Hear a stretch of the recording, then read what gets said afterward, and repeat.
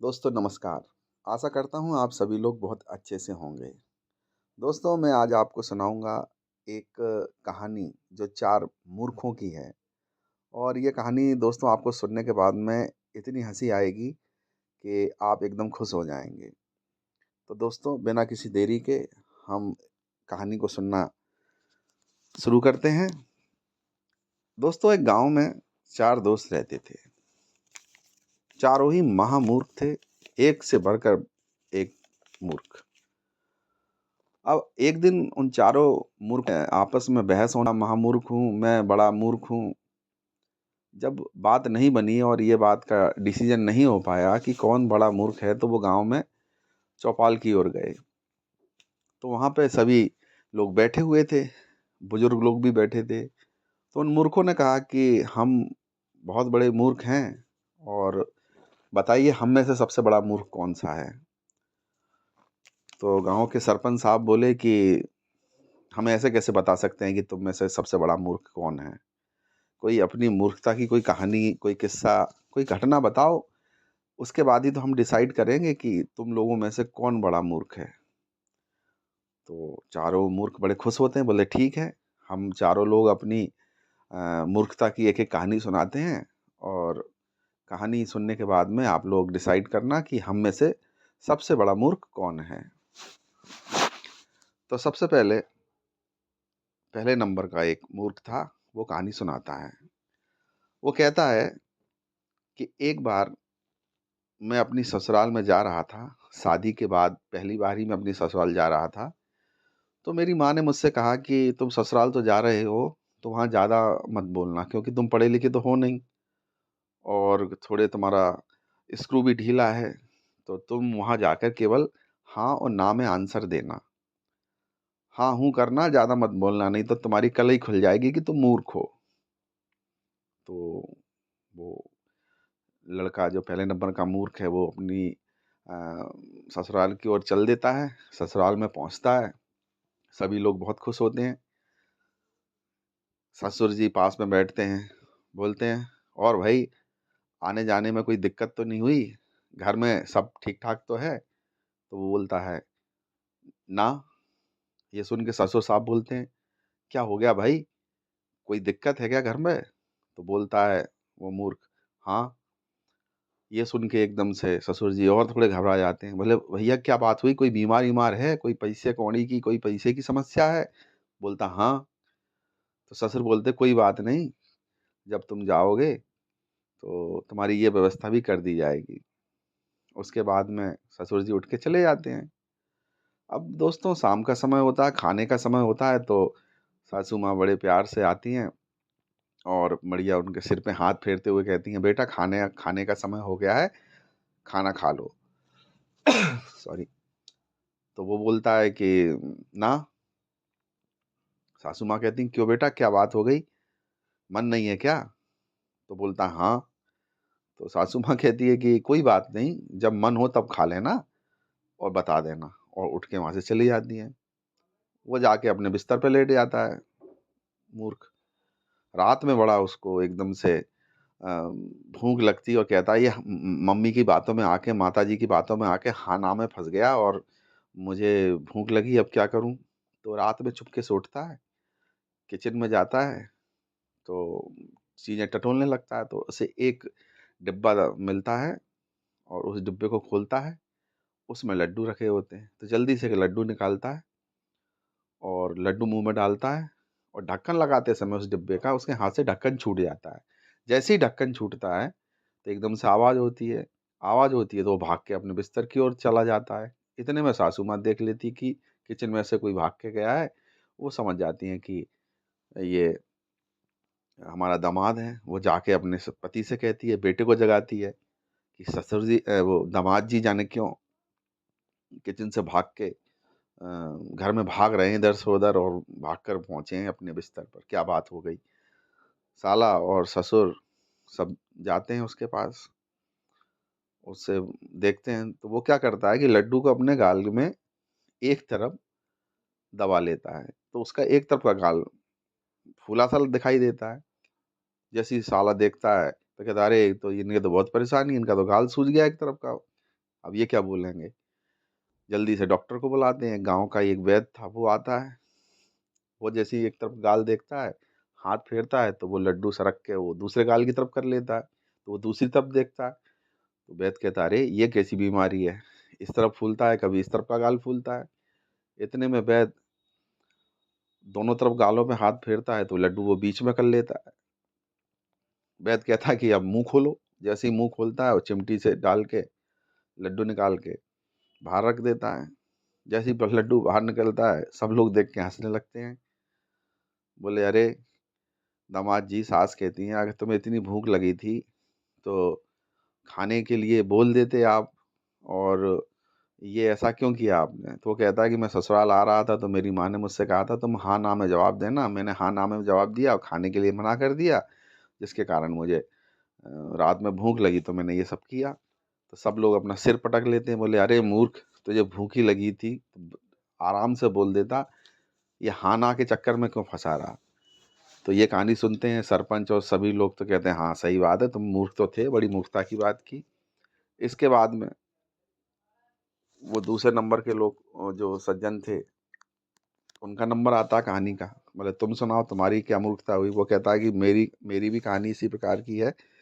मैं भी एक बार अपने ससुराल गया, तो मैं ससुराल अपनी पत्नी की विदा कराने के लिए गया और मेरी पत्नी ससुराल में थी।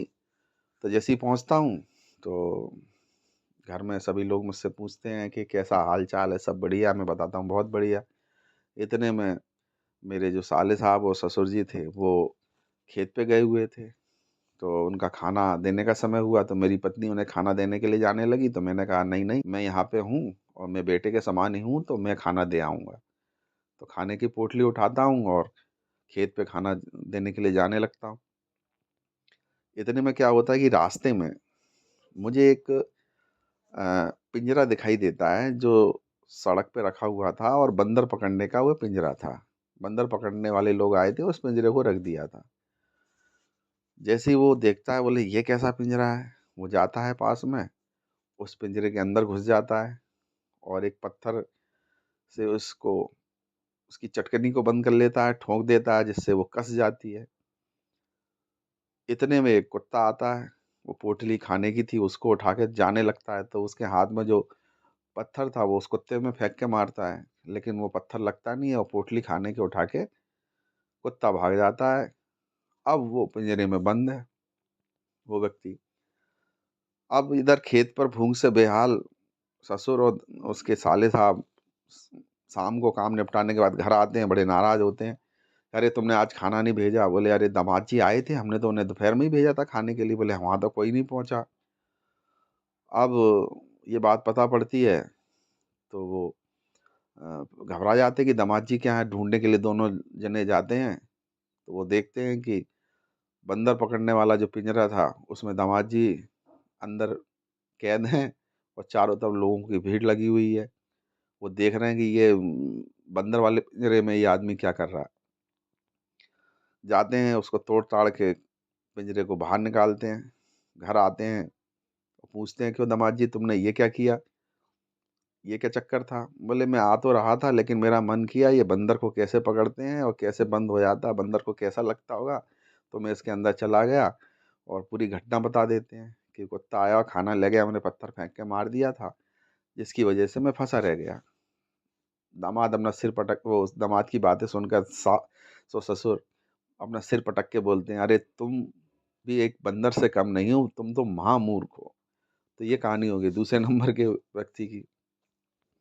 अब तीसरे नंबर के दोस्त की नंबर आता है, तो गाँव वाले कहते हैं, भाई अपनी कहानी भी सुनाओ। तो बोलता है, मेरी भी कहानी इसी प्रकार है कि मैं भी एक बार नई-नई शादी हुई थी और पहली बार मैं अपनी पत्नी की विदा कराने के लिए ससुराल की ओर जाता हूँ। नए कपड़े बनवाता हूँ अपने लिए, बढ़िया पैजामा, कुर्ता, साफ़ी लेके पहनकर जाता हूँ। इतने में क्या होता है कि शाम हो जाती है, तो मैं सोचता हूँ कि अब शाम को मैं जा रहा हूँ, नए कपड़े सिलवाए हैं, तो ससुराल वाला गाँव पास में ही है, क्यों ना मैं उसके पहले कहीं रुक जाऊँ और अपने पुराने कपड़े और अपना जो साफ़ी वग़ैरह लगा लूँ और सवेरे जाऊँगा, ससुराल नए कपड़े पहन के जिससे सब लोग मुझे देखें और सब लोग बड़े प्रसन्न हों। तो भई मैं ससुराल जाते समय जो थोड़ी दूर पे मेरी ससुराल रह गई थी, तो पास में ही एक खेत पर एक पुरानी सी झोपड़ी थी, तो मैं उस झोपड़ी में जाके रुक जाता हूँ। वहाँ देखता हूँ कोई व्यक्ति था नहीं, खेत पे अकेली झोपड़ी थी। मैंने कहा रात में यहीं रुक जाता हूँ और सवेरे अपने नए कपड़े पहन के अपनी ससुराल की ओर जाऊँगा और अपने पुराने कपड़े पहन लेता हूँ, फटे कपड़े पहन लेता हूँ रात के समय। अब मुझे रात में भूख लगती है तो मैं बाहर निकलता हूँ, थोड़ी दूर पे एक घर बना हुआ था, बस्ती का पहला घर था। तो मैं बढ़िया बोलता हूँ कि 2 रोटी यहीं माँग लाता हूँ और खाना खा के सो जाता हूँ। वो खाना माँगने के लिए जाता है। जैसे ही खाना माँगने के लिए जाता है, ये वाला जो घर था, वो उसकी ससुराल का ही घर था। उसके सास-ससुर का घर था। उन्होंने खेत में एक झोपड़ी बना ली थी, जिसकी जानकारी उसको थी नहीं। जैसे ही वो खाना माँगने के लिए जाता है, तो उसकी पत्नी खाना देने के लिए आती है। वो बाहर जैसे वो आवाज़ देता है कि भाई मुझे खाना दे दो। तो अंदर सासू अपनी लड़की से कहती कि जाओ कोई खाना माँग रहा है, भूखा व्यक्ति है, आप खाना दे दो जाके। तो उसकी पत्नी रोटियाँ लेके बाहर आती है और हाथ में उसके दिया रहता है पत्नी के। पति जैसे ही वो व्यक्ति था, जैसे ही अपनी पत्नी को देखता है तो घबरा जाता है और पीछे उल्टे पैर भागता है। पीछे गांव का माहौल था तो दलदल और गोबर था, उसमें फिसल के गिर पड़ता है, पूरी तरह से उसमें भिड़ जाता है, सन जाता है। घर के दूसरे लोग भी निकल के आते हैं, देखते हैं कोई व्यक्ति गोबर में और कीचड़ में फंस गया है, उसको निकालते हैं, उसको नहलाते धुलाते हैं, साफ होता है। बोले अरे दामाद जी, आप ये कैसी स्थिति, आप यहाँ क्या कर रहे थे और क्या घटना हुई है? तो वो कहता है कि भई कि मैं ऐसे-ऐसे नए कपड़े सिलवाए थे, तो मैंने सोचा सवेरे जाऊँगा तो रात में यहीं रुक जाऊँ, इसलिए मैं भूख लगी तो खाना माँगने आया। मुझे पता नहीं था कि ये मेरी ससुराल वाला आप लोगों का ही घर है। तो ससुराल के सभी लोग कहते हैं, आस-पड़ोस के लोग भी आ जाते हैं, "अरे! कि दामाद जी कैसे बेवकूफ़ आदमी हो, तुम्हारे कपड़े नए हो या पुराने, हमने तो शादी कर ही दी आपसे। आप आराम से आ जाते, रात में ही आ जाते, कपड़े हम तुम्हारे दिन में देख लेते। ये मूर्खता की बात तुमने क्यों की?" और परेशान हुए। ये कहानी तीसरे व्यक्ति की हो गई। अब आता है चौथे नंबर का।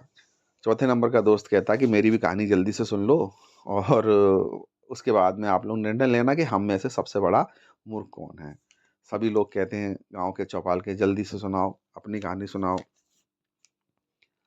तो वो व्यक्ति कहता है कि एक बार मेरी पत्नी और बच्चे मेरी ससुराल में शादी थी साली की, तो वो जल्दी ससुराल चले जाते हैं और मैं घर पे ही रुक जाता हूँ और मैं कहता हूँ शादी के 1 दिन पहले ही मैं आ जाऊँगा, क्योंकि घर में मुझे जानवर भी हैं, भैंस हैं, गाय हैं और खेती-बाड़ी का काम है, तो मुझे इतना समय नहीं है, मैं शादी के 1 दिन पहले ही आऊँगा। तो वो शादी के 1 दिन पहले अपने ससुराल जाता है, बढ़िया ससुराल में आओ-भगत होती है, खाना-वाना खाता है, रात में जैसे ही लेटता है तो तम्बाकू खाने की उसको आदत थी। तो उसको तम्बाकू खाने की लत थी, तो वो लेकिन उसके ससुराल में कोई खाता भी नहीं था और उसको एकदम से माँगने में झिझक भी लगती, तो वो पत्नी से कहता है कि यार तम्बाकू का डिब्बा लाना मैं भूल गया और मुझे तम्बाकू खाने की तलब लग रही है। तो पत्नी कहती है कि जाओ जो गौड़ा है जहाँ पशु बँधते हैं, वहाँ पे एक डिब्बा रखा है, वहाँ जाके तम्बाकू उठा लो, लेकिन चुपचाप ले आना। बोले कि मैं पहचानूँगा कैसे? बोले जाओ टटोल लेना, डिब्बे के अंदर तम्बाकू मिल जाएगी। वो जाता है, टटोलता है, लेकिन वहाँ पे उसे मिलता नहीं, लौट के पत्नी के पास आता है।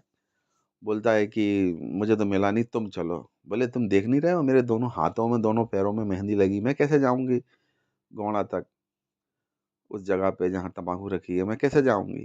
तो पति कहता कोई बात नहीं, मैं तुम्हें अपने कंधे पे बैठा लेता हूँ और तुम मुझे रास्ता बताती जाना और जो जगह पे तम्बाकू रखी है, वो मैं उठा लाऊँगा। उन्होंने कहा ठीक है। इतने में भई वो अपने कंधे पे बैठाता है और पहुँचता है। गाँव की बात थी, लाइट-वाइट थी नहीं, तो वो अपने कंधे पे बैठा के जैसे ही वो आगे बढ़ता है और जानवरों के पास पहुँचता है, तो उनकी जो परछाई बनती है, एक विचित्र प्रकार की परछाई बनती है रात में।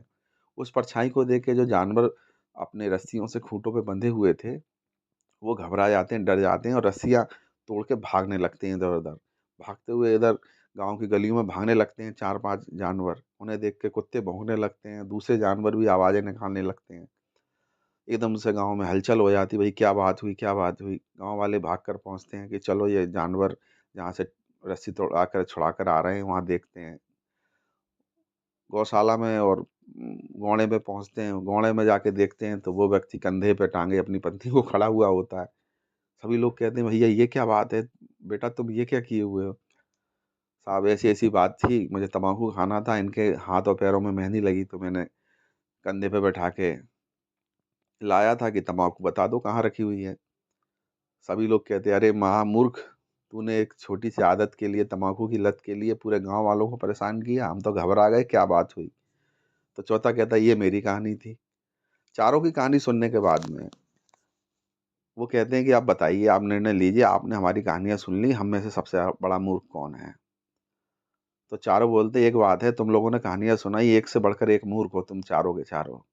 लेकिन सबसे बड़ा मूर्ख क्या है, इसका थोड़ा-सा निर्णय लेने में हमें दिक्कत आ रही है। लेकिन हम ये फैसला लेते हैं कि जो व्यक्ति बंदर पकड़ने का पिंजरा था, उसमें बिना किसी कारण के घुस जाता है और अपने आप को बंद कर लेता है, वो आप में से, तुम में से सबसे बड़ा मूर्ख और महामूर्ख है।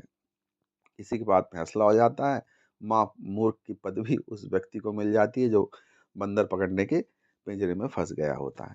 तो दोस्तों ये थी आज की कहानी जो मैंने आपको सुनाई, जो 4 मूर्ख दोस्तों की थी। इसी प्रकार की कहानियाँ और अलग-अलग रचनाओं का रिव्यू और सारांश मैं बताता रहता हूँ अपने चैनल पर। अगर आपको ये सब अच्छा लग रहा है तो ज़रूर मेरे चैनल को लाइक करें, सब्सक्राइब करें और इसको शेयर ज़रूर करें।